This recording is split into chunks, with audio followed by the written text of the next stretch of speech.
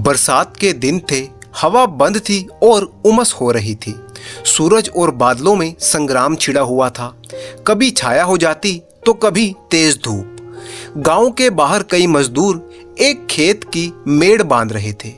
पसीने से लथपथ सबके सब फावड़े से मिट्टी खोदकर मेड़ पर रखते जाते थे। पानी से मिट्टी नरम हो गई थी। उन्हीं में से एक का नाम था गोबर। उसने आंख मटकाते हुए कहा, अब तो हाथ नहीं चलता भाई, चलो कुछ खा लेते हैं। नेउर ने हंसकर कहा, ये मेड़ तो पूरी कर लो, फिर चबेना कर लेंगे। मैं तो तुमसे भी पहले आया हूं। तुमने जवानी में जितना घी खाया होगा ना नेहुर दादा, उतना तो हमें अब पानी भी नहीं मिलता। नेउर छोटे डील डोल का एक गठीला और फुर्तीला आदमी था। उम्र 50 से ऊपर थी, मगर उसके बराबर मेहनत तो अच्छे अच्छे नौजवान भी नहीं कर सकते थे। अभी 3 साल पहले ही उसने कुश्ती करना छोड़ा था। उसकी पत्नी थी बुधिया। कई साल पहले बीमारी से उसकी इकलौती बेटी की मृत्यु हो चुकी थी और कोई दूसरी उसकी औलाद नहीं थी। तो यहाँ से जाकर रोटी बनाओगे दादा? बुधिया कुछ नहीं करती। हमसे तो दादा ऐसी पत्नी एक दिन भी ना सही जाए। नेउर मुस्कुराते हुए बोला, जवानी तो उसी के साथ कटी है बेटा, अब उससे कोई काम नहीं होता तो मैं क्या करूं? तुमने उसे सिर पर चढ़ा रखा है, नहीं तो काम क्यों ना करती। मजे से वो खाट पर बैठी रहती है और सारे गांव से लड़ा करती है। तुम अब बूढ़े हो गए हो, लेकिन वो तो अभी भी जवान बनी है। नेउर बोला, तुम क्या जानो बेटा, जब वह आई थी तो मेरे घर 7 हल की खेती होती थी। रानी बनी बैठी रहती थी। जमाना बदल गया तो क्या हुआ, उसका मन तो वही है। घड़ी भर चूल्हे के सामने बैठ जाती है तो आंखें लाल हो जाती। मुझसे ये सब देखा नहीं जाता। यहाँ से जाकर रोटी बनाऊंगा, लाऊंगा, तब 2 कोर खाएगी। नहीं तो मुझे क्या तुम्हारी तरह 4 फांकी मारकर 1 लोटा पानी ही पी लेना होता है। जब से बिटिया मर गई तब से तो वो और भी लसत हो गई है। बड़ा ही भारी धक्का लगा है उसे। माँ की ममता हम तुम क्या समझें बेटा। पहले तो कभी कभी डांट भी देता था, अब किस मुंह से डांटूं। इसके बाद नेउर घर चला गया। घर पहुंचकर नेउर ने लोटा और डोर उठाया और नहाने चला कि स्त्री खाट पर ही लेटे लेटे बोली, इतनी देर क्यों कर दिया करते हो? आदमी काम के पीछे प्राण थोड़े ही देता है। जब मजूरी सबको बराबर मिलती है तो क्यों काम के पीछे मरते हो? नेउर का अंतःकरण इस माधुर्य से सराबोर हो जाता था। उसके आत्मसमर्पण से भरे हुए प्रेम में मैं की गंध तो कभी थी ही नहीं। उसके जीने मरने की चिंता करती, फिर क्यों ना वह अपनी बुधिया के लिए मरे। वो बोला, तू उन जन्म में कोई देवी रही होगी बुधिया, सच। अच्छा रहने दो चापलूसी, हमारे आगे कौन बैठा हुआ है जिसके लिए इतनी हाय हाय करते हो। नेउर गज भर की छाती लिए स्नान करने चला गया। लौटकर उसने मोटी मोटी रोटियां बनाई, आलू चूल्हे में डाल दिए, उनका भुर्ता बनाया और फिर बुधिया और वो दोनों साथ में बैठकर खाने लगे। गांव में नेउर को कोई काम की कमी ना थी, पर मजदूरी तो वही मिलती थी जो अब तक मिलती आई थी। इस मंदी में वह मजदूरी भी नहीं मिल रही थी। एकाएक गांव में कहीं से एक साधु घूमते फिरते आ निकला। नेउर के घर के सामने ही एक पेड़ के नीचे वह अपना डेरा जमाकर बैठ गया। बाबा जी का सेवा और सत्कार करने के लिए सारा गांव जमा हो गया। कहीं से लकड़ी आ गई तो कहीं से बिछाने को कंबल मिल गया, कहीं से आटा और दाल। नेउर के पास क्या था? बाबा जी के भोजन बनाने की सेवा उसने ले ली। 2-3 दिन में ही बाबा जी की कीर्ति पूरे गांव में फैलने लगी कि वह आत्मदर्शी हैं, भूत और भविष्य दोनों बता देते हैं। लोभ तो उन्हें छू भी नहीं सकता, पैसा हाथ से नहीं छूते और भोजन भी क्या करते हैं कि बस 8 पहर में 2 बटियां खा लेते हैं। लेकिन मुख दीपक की तरह चमक रहा था। कितनी मीठी बानी, सरल हृदय। सीधा साधा नेउर बाबा जी का सबसे बड़ा भक्त बन गया। नेउर सोचता, उस पर कहीं बाबा जी की दया हो गई तो वह पारस हो जाएगा, सारा दुख और दरिद्रता मिट जाएगी। भक्तजन एक एक करके चले जाते। खूब कड़ाके की ठंड पड़ रही थी, लेकिन नेउर उनके पास ही बैठा था। बाबा जी ने कहा, बच्चा, संसार माया है, इसमें क्यों फंसे हो? नेउर ने नतमस्तक होकर कहा, अज्ञानी हूँ महाराज, क्या करूं? स्त्री है, उसे किस पर छोड़ दूं? तू समझता है कि तू स्त्री का पालन करता है, और कौन है उसका सहारा? बाबा जी, ईश्वर कुछ नहीं है, तू ही सब कुछ है। नेउर के मन में जैसे ज्ञान उदय हो गया। तू इतना अभिमानी हो गया, तेरा इतना दिमाग? मजदूरी करते करते जान जाती है और तू समझता है कि बुधिया का तू ही सब कुछ है। प्रभु जो संसार का पालन करते हैं, तू उनके काम में दखल देने का दावा करता है। नेउर बोला, अज्ञानी हूं महाराज। इससे ज्यादा वह कुछ ना कह सका। उसकी आंखों से दीन और विषाद के आंसू गिरने लगे। बाबा जी ने तेजस्विता से कहा, देखना चाहता है तू ईश्वर का चमत्कार? वह चाहे तो क्षण भर में तुझे लखपति कर दे। क्षण भर में तेरी सारी चिंताएं दूर हो सकती हैं। मैं तो बस उसका छोटा सा भक्त हूं, लेकिन मुझ में भी इतनी शक्ति है कि मैं तुझे पारस बना दूं। तू साफ दिल का है, सच्चा और ईमानदार आदमी है। तुझ पर मुझे दया आती है। मैंने इस गांव में सबको ध्यान से देखा, किसी में शक्ति नहीं है विश्वास की। तुझ में मैंने भक्त का हृदय पाया है। तेरे पास कुछ चांदी है? नेउर को जान पड़ रहा था कि जैसे उसके सामने स्वर्ग का द्वार खुल गया हो। नेउर बोला, 10-5 रुपए होंगे महाराज। कुछ चांदी के टूटे फूटे गहने नहीं हैं? घरवाली के पास हैं कुछ गहने। कल रात को जितनी चांदी मिल सके यहाँ पर ले आ, और फिर ईश्वर का चमत्कार देख। तेरे सामने मैं चांदी को हांडी में रखकर इस धुनी में रख दूंगा, और सुबह आकर अपनी हांडी निकाल लेना। मगर याद रखना कि उन अशरफियों को अगर शराब पीने या जुआ खेलने में या किसी दूसरे बुरे काम में खर्च किया तो तू कोड़ी हो जाएगा। अब जा, सो जा। हाँ, इतना सुन ले, इसकी चर्चा किसी से मत करना, अपने घर वालों से भी नहीं। नेउर वहां से घर चला गया तो ऐसा प्रसन्न था कि मानो ईश्वर का हाथ उसके सिर पर हो। रात भर उसे नींद नहीं आई। सवेरे उसने कई आदमियों से 2-2 और 4-4 रुपए उधार लेकर 50 रुपए जोड़े। लोग उसका विश्वास करते थे। कभी किसी का पैसा उसने नहीं दबाया। वादे का पक्का और नीयत का साफ था। रुपए मिलने में दिक्कत ना होती थी। 25 रुपए उसके पास पहले से थे। वो बुधिया से गहने कैसे ले? उसने एक चाल चली। बुधिया से कहा, तेरे गहने बहुत मैले हो गए हैं, खटाई से साफ कर ले। रात भर खटाई में रहने से नए हो जाएंगे। बुधिया उसके चकमे में आ गई। हांडी में खटाई डालकर उसने गहने भिगो दिए, और रात को जब वह सो गई तो नेउर वो हांडी और पैसे लेकर बाबा जी के पास पहुंचा।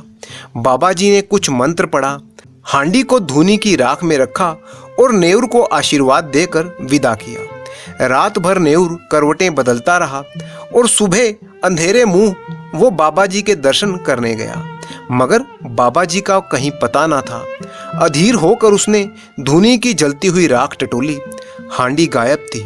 उसकी छाती धक धक करने लगी। बदहवास होकर वो बाबा को खोजने लगा।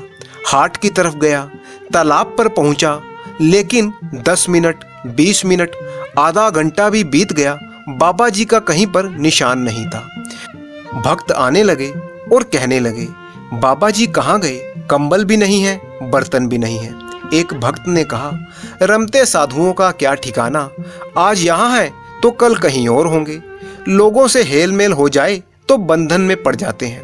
वे तो सिद्ध पुरुष थे, लोग उन्हें छू भी नहीं पाया, चले गए होंगे किसी दूसरे गांव में नया ठिकाना बनाने। तभी किसी ने कहा, नेउर कहाँ है? उस पर बड़ी दया करते थे, जाने से पहले उसको शायद बता कर गए होंगे। नेउर की तलाश होने लगी, लेकिन उसका कहीं पता न लगा। इतने में बुधिया नेउर को पुकारते हुए घर से निकली। फिर कोलाहल मच गया। बुधिया रोती हुई आई और नेउर को गालियां देने लगी। नेउर खेतों की मेड़ से बेतहाशा भागता चला जा रहा था, मानो उस पापी संसार से वो निकल जाना चाहता था। उसकी दौड़ कहीं खत्म ही नहीं हो रही थी। एक आदमी ने कहा, नेउर ने कल 5 रुपए मुझसे लिए थे, आज सांझ को वापस देने का वायदा किया था। दूसरा बोला, मुझसे भी 2 रुपए लिए थे और आज का वायदा था। बुधिया रोने लगी और बोली, वो कमीना मेरे सारे गहने ले गया, 25 रुपए रखे थे वो भी उठा ले गया। लोग समझ गए कि वो बाबा कोई धूर्त था और नेउर को झांसा दे गया। ऐसे ठग भरे पड़े हैं संसार में। नेउर के बारे में किसी को भी कोई संदेह नहीं था। वो बेचारा सीधा साधा आदमी बाबा के झांसे में आ गया होगा और मारे लाज के कहीं छिपा बैठा होगा। इस बात को 3 महीने गुजर गए। झांसी जिले में धासन नदी के किनारे एक छोटा सा गांव था, काशीपुर। नदी के किनारे पर एक पहाड़ी टीला था। उसी पर कई दिन से एक साधु अपना आसन जमाया बैठा था। नाटे कद का और छोटी डील डोल वाला वह आदमी था। यह नेउर था जो साधु के वेश में दुनिया को धोखा दे रहा है। वह सरल और निष्कपट नेऊ, जिसने कभी पराये माल की तरफ आंख भी नहीं उठाई, जो पसीना बहाकर अपनी रोटी कमाता था, आज गांव से दूर वो अपनी बुधिया को भी वहीं पर छोड़ आया। वह सोच रहा था कि बुधिया का कौन ख्याल रखता होगा। घर में पैसा भी मैंने नहीं छोड़ा और गहने भी दबा कर ले आया। तब उसे अपने आप पर क्रोध आता और फिर उस बाबा पर भी क्रोध आता कि जी चाहता है अगर मिल जाए तो मैं उससे कच्चा खा जाऊंगा। इधर नेउर बाबा के भी कई भक्त बन चुके थे। एक सुंदर युवती भी थी जिसके पति ने उसे त्याग दिया था। वह चाहती थी कि उसका पति उसको एक बार फिर से मिल जाए और वो अपने पति को अपने वश में रखना चाहती थी। उसे लगता था कि नेउर बाबा उसकी सहायता कर सकते हैं। एक दिन एकांत में उसने बाबा जी को अपनी विपत्ति कह सुनाई। नेउर को जिस शिकार की टोह थी वह आज उसे मिलता हुआ जान पड़ा। वह गंभीर भाव से बोला, बेटी मैं ना तो सिद्ध हूँ, ना महात्मा हूँ, ना मैं संसार के झमेलों में पड़ा हूँ, पर तेरी श्रद्धा और तेरा प्रेम देखकर मुझे तुझ पर दया आ रही है। भगवान ने चाहा तो तेरा मनोरथ पूरा हो जाएगा। आप समर्थ हैं बाबा जी, मुझे आप पर पूरा विश्वास है। नेउर मानो धर्म संकट में पड़ गया था। वो बोला, लेकिन बेटी इस काम के लिए बहुत बड़ा अनुष्ठान करना पड़ेगा और अनुष्ठान में सैकड़ों हजारों का खर्च है। उस पर भी तेरा काज सिद्ध होगा या नहीं ये मैं नहीं कह सकता। हाँ, मुझसे जो होगा वो मैं करूँगा, पर सब कुछ भगवान के हाथ में है। मैं माया को हाथ से नहीं छूता, लेकिन तेरा दुख देखा नहीं जाता। उसी रात को वो युवती अपने सोने के गहने की पोटली लेकर बाबा जी के पास आ गई और उनके चरणों में रख दी। बाबा जी ने कांपते हुए हाथों से पोटली खोली और देखा कि उसमें सोने के आभूषण पड़े थे। नेउर बाबा जी उन आभूषणों को बिना पलक झपकते देखता रहा, परंतु नेउर के मन में कई सवाल उठने लगे। असल में वो एक बुरा इंसान नहीं था। नेउर की आंखों में आंसू बहने लगे। उसने रोते हुए कहा, बेटी उठा ले अपनी पोटली, मैं तुम्हारी परीक्षा कर रहा था, तेरा मनोरथ पूरा हो जाएगा। ये कहकर नेउर वहां से उठा और नदी में स्नान करने चल दिया। अब उसे अपना साधु का वेश अच्छा नहीं लग रहा था। वो युवती अपने गहनों से भरी पोटली लेकर वहां से वापस चली गई। इधर स्नान करने के बाद नेउर सोच रहा था कि वह घर से निकला ही क्यों। थोड़े से उपहास के भय से उसे अपने अंदर एक विचित्र उल्लास का अनुभव हो रहा था, मानो वह बेड़ियों से मुक्त हो गया हो और कोई बहुत बड़ी चीज पर विजय प्राप्त कर ली हो। 8वें दिन नेउर अपने गांव पहुंच गया। लड़कों ने दौड़कर उछल कूद कर उसका स्वागत किया। एक लड़के ने कहा, काकी तो मर गई दादा। नेउर के पांव जैसे बंध गए, मुंह के दोनों कोने नीचे की ओर झुक गए। दीन और विषाद के आंसू उसकी आंखों से बहने लगे। वह कुछ नहीं बोला और ना ही किसी से कुछ पूछा।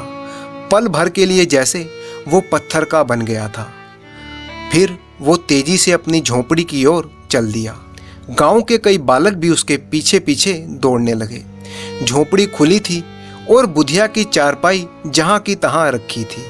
पानी का मटका, नारियल की रस्सी सब उसी जगह पर पड़े थे। एक जगह पर 2-4 मिट्टी के और पीतल के बर्तन पड़े हुए थे। इधर गांव में भगदड़ मच गई। नेउर दादा आ गए, नेउर दादा आ गए। झोपड़ी के द्वार पर भीड़ लगने लगी। प्रश्नों का तांता लग गया। तुम इतने दिनों कहाँ थे दादा? तुम्हारे जाने के तीसरे दिन बाद ही काकी चल बसी। रात दिन तुम्हें गालियां देती थी, मरते मरते भी तुम्हें गली आती थी। हम लोग जब तीसरे दिन आए तो वो मरी पड़ी थी। तुम इतने दिन कहाँ रहे? नेउर ने उनका कोई जवाब न दिया। वह निराश और शून्य नेत्रों से लोगों को देखता रहा, मानो उसकी वाणी हर ली गई हो। उस दिन के बाद किसी ने उसको बोलते या हंसते रोते नहीं देखा। गांव से आधा मील दूर पर पक्की सड़क है, लोगों का आना जाना है। नेउर सवेरे जाकर सड़क के किनारे पर बैठ जाता है, किसी से कुछ नहीं मांगता। राहगीर कुछ ना कुछ दे ही देते हैं। संध्या के समय वो अपनी झोपड़ी में आ जाता है, चिराग जलाता है और भोजन बनाता है, फिर उसी खाट पर पड़ा रहता है। उसके जीवन में से जैसे संचालन शक्ति लुप्त हो गई थी, अब केवल उसका शरीर ही बाकी था। कुछ दिनों बाद गांव में प्लेग की बीमारी फैलने लगी। लोग घर छोड़ छोड़कर भागने लगे, लेकिन नेउर को अब किसी की परवाह न थी। अब ना तो उसे किसी का भय था और ना ही किसी से प्रेम। सारा गांव भाग गया। नेउर अपनी झोपड़ी से ना निकला। आज भी नेउर उस पेड़ के नीचे सड़क के किनारे उसी तरह मौन बैठा हुआ नजर आता है, बिल्कुल निर्जीव। बस अब यही उसका जीवन था।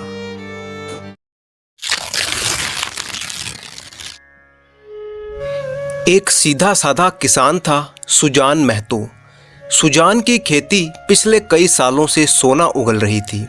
मेहनत तो गांव के सभी किसान करते थे, परंतु सुजान के खेतों की बात ही कुछ और थी। उसके घर में किसी चीज़ की कोई कमी ना थी।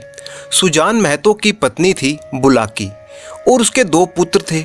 एक का नाम था भोला और दूसरे का नाम था शंकर। खेती बाड़ी के काम में सुजान महतो की अच्छी कमाई हो जाती थी। सीधे साधे किसान के हाथ में धन आते ही वो धर्म और कीर्ति की ओर झुकने लगा। साधु संतों का खूब आदर सत्कार होने लगा। कई सरकारी अफसर और हाकिम भी सुजान महतो की चौपाल पर आते थे। महतो मारे खुशी के फूला ना समाता।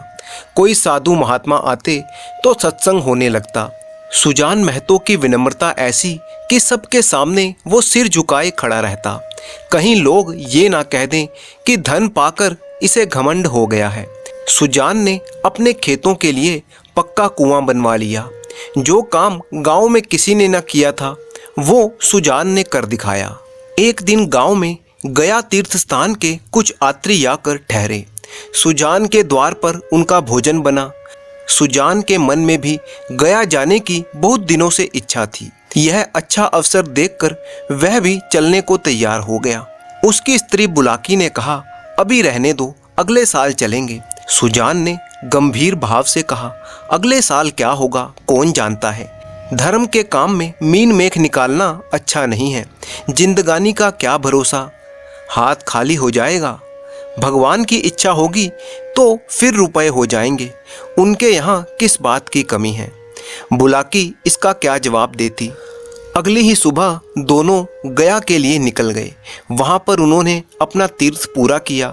वहाँ से लौटे तो यज्ञ और ब्राह्मण भोज की तैयारी शुरू हुई। सारी बिरादरी को निमंत्रण दिया गया। चारों ओर वाह वाह मच गई। इसके बाद तो सुजान महतो मानो भगत ही हो गए थे। भक्तों के आचार विचार कुछ और ही होते हैं। पूजा अर्चना करना उनके लिए अनिवार्य हो गया। सुजान को भी अब भक्तों की मर्यादा निभानी पड़ती थी। उसने कुछ लेन देन करना भी शुरू किया था, पर अब उसे ब्याज लेते हुए आत्मग्लानि सी होती थी। यहाँ तक कि गायों को धोते समय भी उसे बछड़ों का ध्यान रहता कि कहीं कोई बछड़ा भूखा ना रह जाए।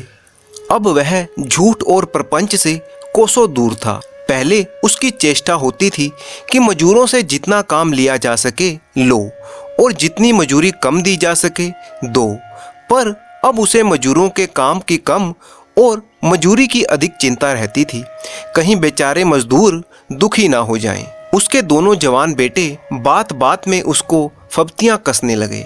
यहाँ तक कि बुलाकी भी अब उसे कोरा भगत ही समझने लगी थी, जिसे घर के भले बुरे से कोई फर्क नहीं पड़ता था। सुजान के हाथों से धीरे धीरे अधिकार छीने जाने लगे। किस खेत में क्या बोना है, किसको क्या देना, किससे क्या लेना है, किस भाव चीज बिकेगी, ऐसी महत्वपूर्ण बातों में अब भगत जी की सलाह ना ली जाती। भगत के पास कोई भी ना जाने पाता। दोनों लड़के और स्वयं बुलाकी दूर से ही मामला तय कर लिया करते। गांव भर में सुजान का मान सम्मान बढ़ता था, परंतु अपने घर में घटता था। उसके लड़के सत्कार तो बहुत करते थे, मगर अधिकार उसके हाथ में ना था। अब वह घर का स्वामी नहीं, मंदिर का देवता था। एक दिन बुलाकी दाल छांट रही थी, तभी एक भिखमंगा द्वार पर आकर चिल्लाने लगा। बुलाकी ने सोचा, दाल छांट लूं तो फिर उसे कुछ दे दूंगी। इतने में उसका लड़का भोला आकर बोला, अम्मा, एक महात्मा द्वार पर खड़े गला फाड़ रहे हैं, कुछ दे दो, नहीं तो वो दुखी हो जाएंगे।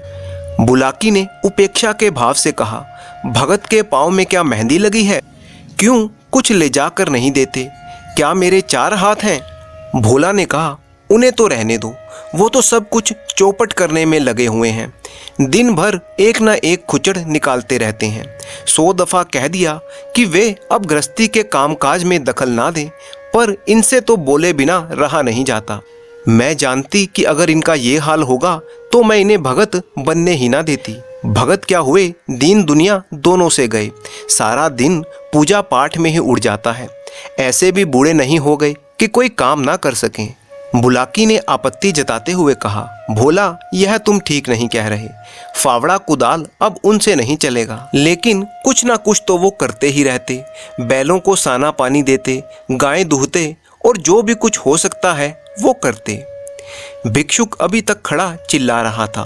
सुजान भगत ने जब घर में से किसी को कुछ लाते ना देखा तो उठकर अंदर गया और कठोर स्वर में बोला, तुम लोगों को कुछ सुनाई नहीं देता? द्वार पर कोई खड़ा हुआ घंटे भर से भीख मांग रहा है। अपना काम तो दिन भर करना ही है, एक क्षण के लिए भगवान का काम भी तो किया करो। तुम तो हो ना भगवान का काम करने के लिए। आटा कहाँ रखा है? लाओ, मैं ही निकाल कर दे आऊं। आटा मैंने मर मर कर पीसा है, अनाज दे दो। सुजान भंडार घर में गया और एक छोटी सी टोकरी में जौ भर कर ले आया। जौ सेर भर से कम ना थे। सुजान जौ से भरी हुई टोकरी को लेकर भिखारी की तरफ जा रहा था कि तभी अचानक भोला ने उसके हाथ से टोकरी छीन ली और त्योरियां चढ़ाते हुए बोला, सेंत का माल नहीं है जो लुटाने चले हो। छाती फाड़ फाड़ कर काम करते हैं, तब घर में दाना आता है। सुजान ने खिसिया कर कहा, तो मैं भी तो बैठा नहीं रहता। भीख भीख की तरह दी जाती है, लुटाई नहीं जाती। हम तो एक बेला खाकर दिन काटते हैं और पानी पीते हैं, और तुम्हें लुटाने की सूझी है। सुजान ने इसका कोई जवाब ना दिया।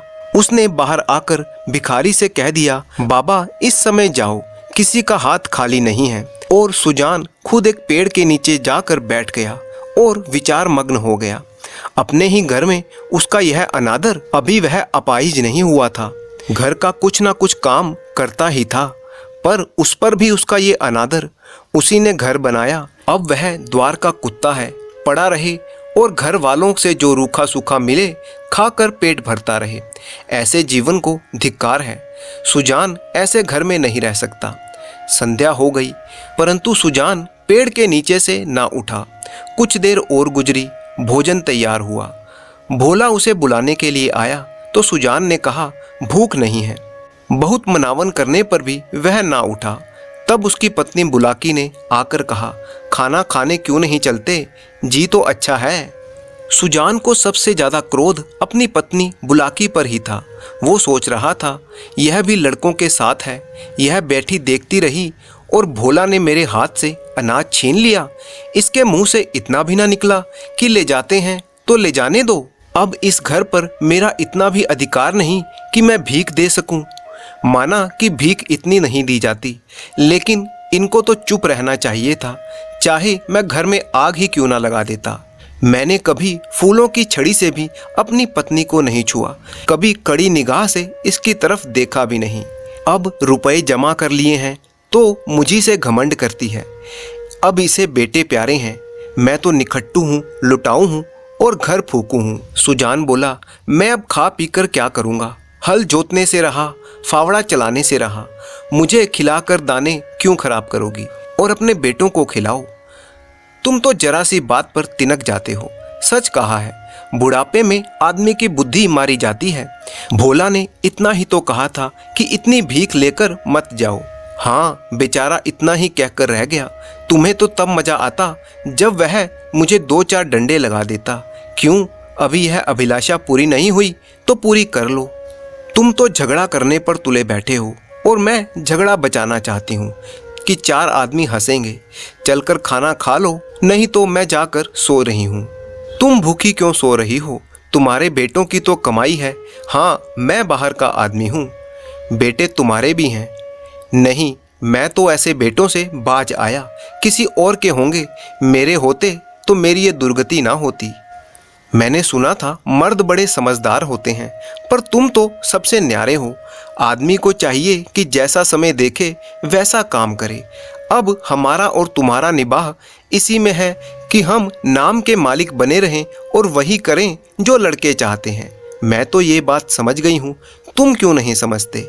इतने दिनों तक राज किया, अब क्यों माया के चक्कर में पड़ते हो? आधी रोटी खाओ, भगवान का भजन करो और पड़े रहो। चलो खाना खा लो। तो अब मैं द्वार का कुत्ता हूँ? बात जो थी मैंने कह दी, अब अपने को जो चाहो समझो। सुजान ना उठा, बुलाकी हार कर अंदर चली गई। सुजान भगत के सामने एक नई समस्या खड़ी हो गई। वह बहुत दिनों से घर का स्वामी था, अब भी ऐसा ही समझता था, परंतु परिस्थितियों ने ऐसा उलटफेर किया कि उसे खबर ही ना रही। लड़के उसका सेवा सम्मान करते थे, यह बात उसे भ्रम में डाले हुई थी। अब तक जिस घर में वो राज करता था, उसी घर में वह पराधीन बनकर नहीं रह सकता। उसको श्रद्धा नहीं बल्कि अधिकार चाहिए था। वह इस घर पर दूसरों का अधिकार नहीं देख सकता। मंदिर का पुजारी बनकर वह नहीं रह सकता था। रात काफी हो गई तो सुजान उठकर गंडासे से बैलों का चारा काटना शुरू कर देता है। सारा गांव सो रहा था, परंतु सुजान बैलों का चारा काट रहा था। जब से सुजान ने काम छोड़ा था, बराबर चारे के लिए हाय हाय पड़ी रहती थी। शंकर भी काटता था, भोला भी काटता था, परंतु चारा पूरा ना पड़ता था। आज वह इन छोकरों को दिखाना चाहता था कि चारा कैसे काटना चाहिए। उसने सामने कटिया का पहाड़ खड़ा कर दिया। अंधेरे मुंह उसकी पत्नी बुलाकी उठी तो चारे का पहाड़ देखकर दंग रह गई। बोली, क्या भोला, रात भर आज सिर्फ चारा ही काटा है क्या? इतने में भोला आंखें मलता हुआ बाहर आया। उसे भी यह ढेर देखकर आश्चर्य हो गया। माँ से बोला, क्या माँ, शंकर आज रात को ही उठ गया था? वो तो पड़ा सो रहा है, मैंने तो सोचा तुमने ये चारा काटा होगा। मैं तो सवेरे उठ नहीं पाता, दिन भर चाहे जितना मर्जी काम करवा लो, परंतु रात को मुझसे उठा नहीं जाता। तो क्या ये चारा तेरे बापू ने काटा है? मालूम तो ऐसा ही होता है।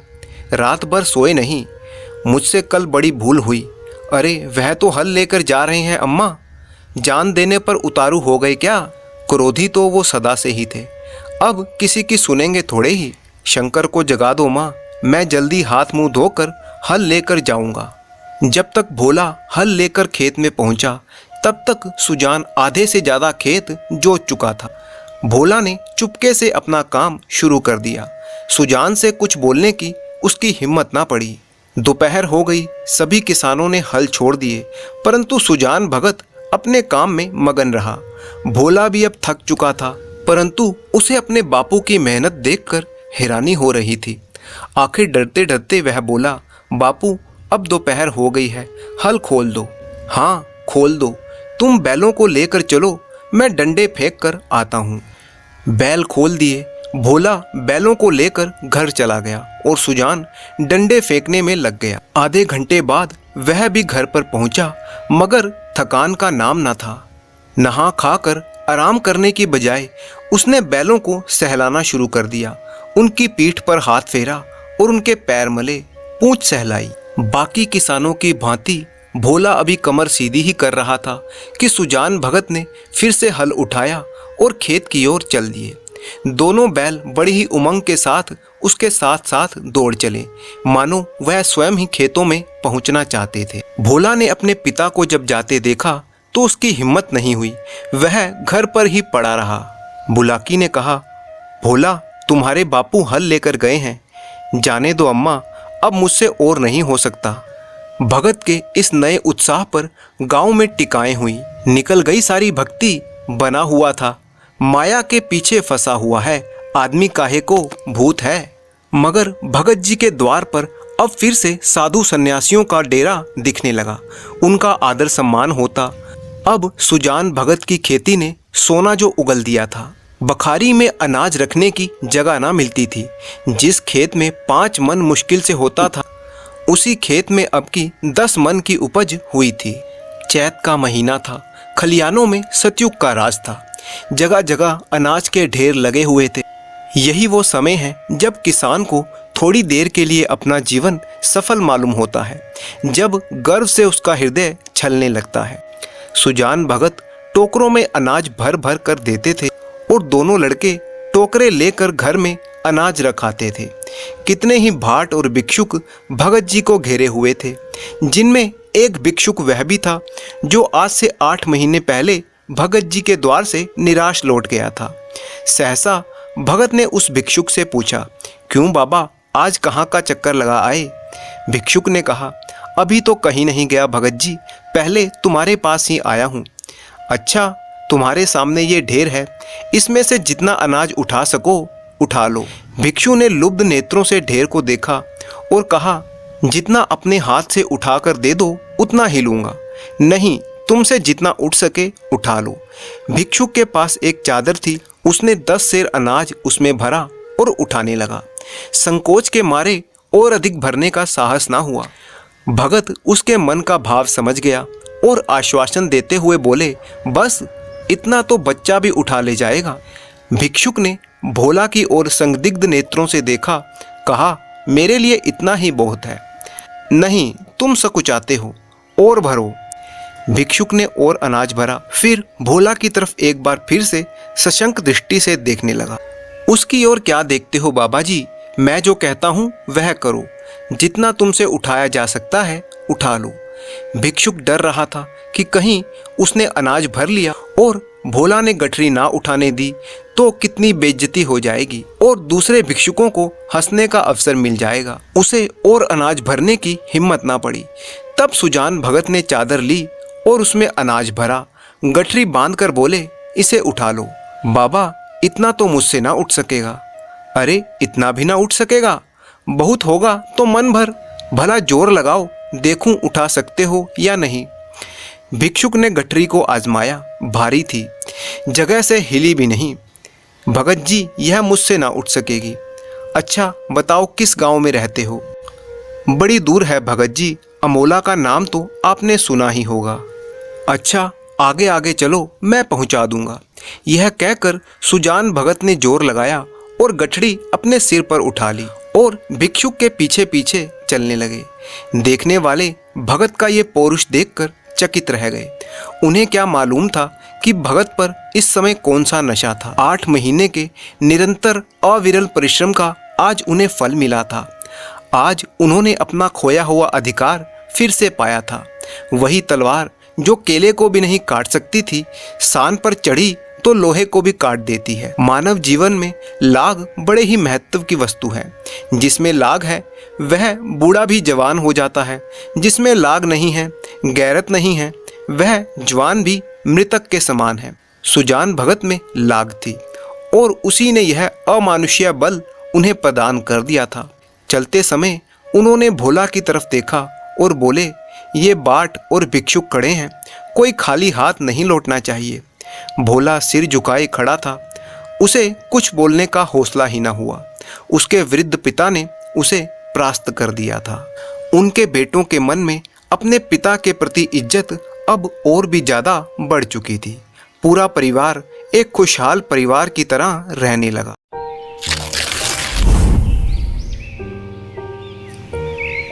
बात बहुत पुरानी है।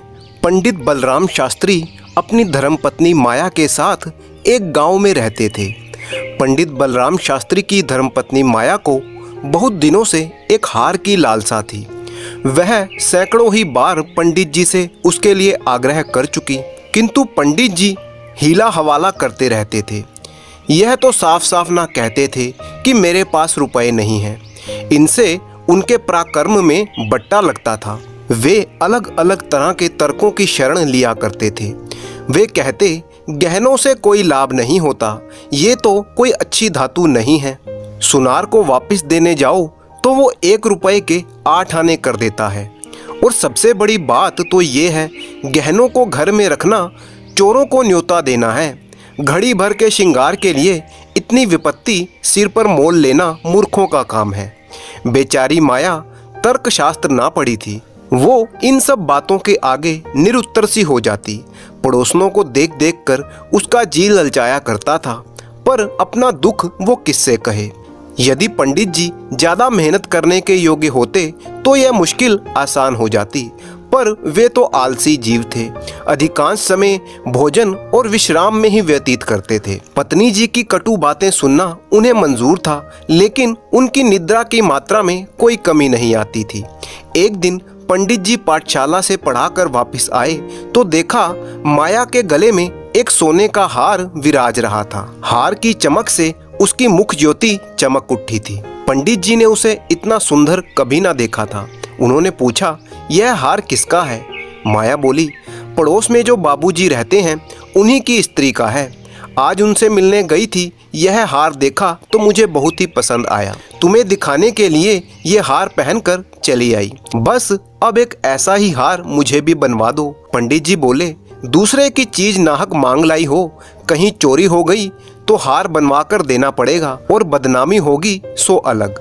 माया ने कहा, मैं तो ऐसा ही हार लूंगी, 10 तोले का है। फिर वही जिद, जब सभी पहनती हैं तो मैं क्यों ना पहनूं? सब कुएं में पड़े तो तुम भी कुएं में गिर पड़ोगी क्या?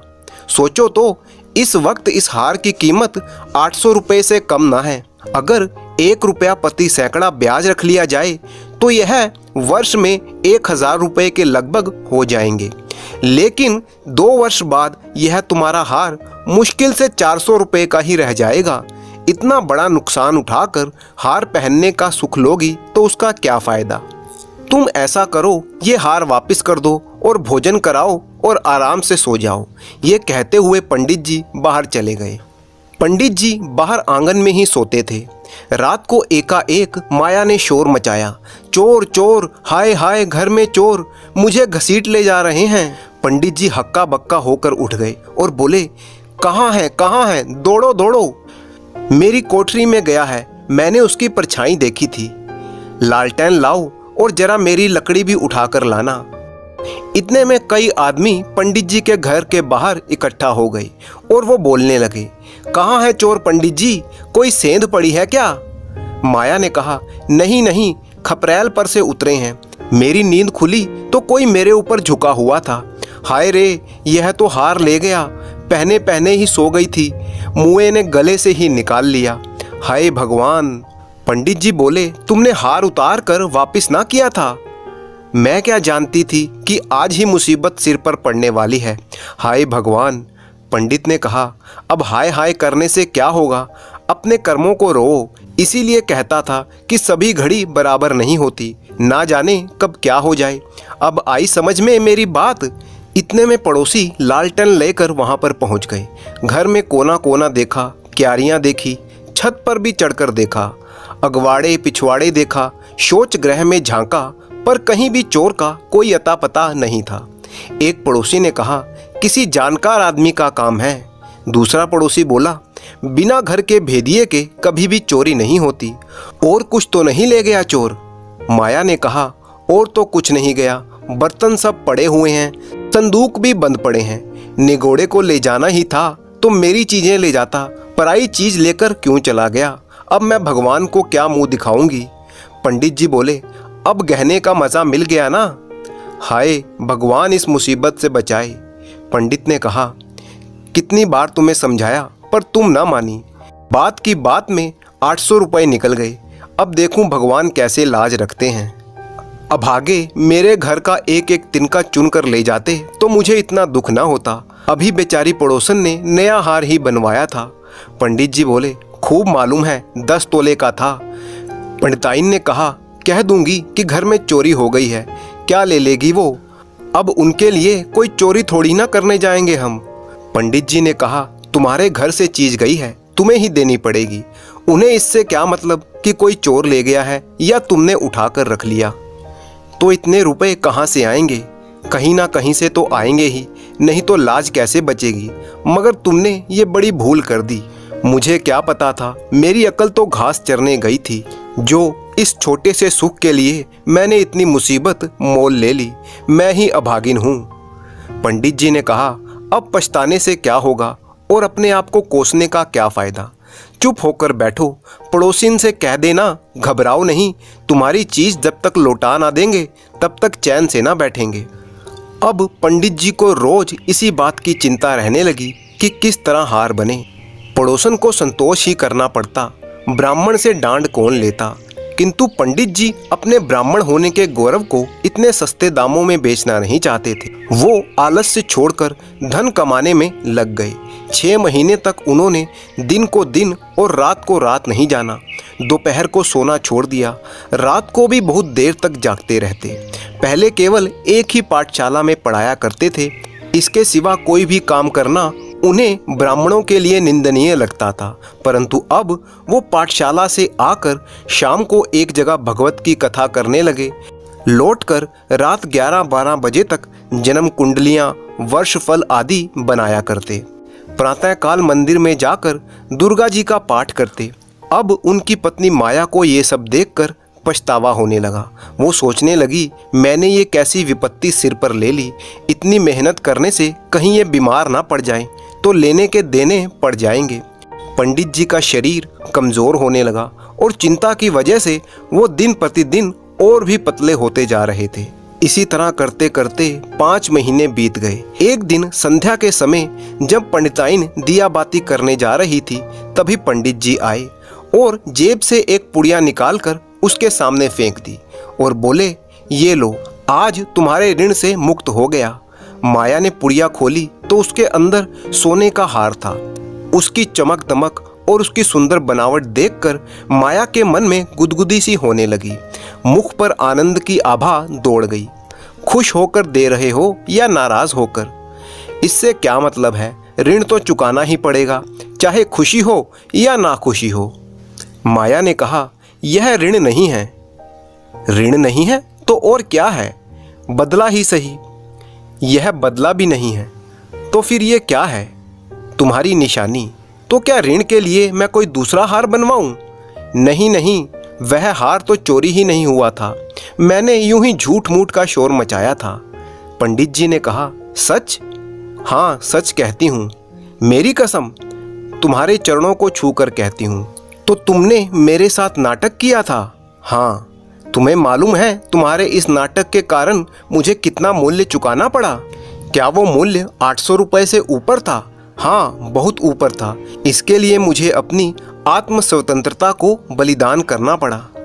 इसके बाद वो हार पंडिताइन ने अपने पास रख लिया और पड़ोसन का हार उसको वापस लौटा दिया।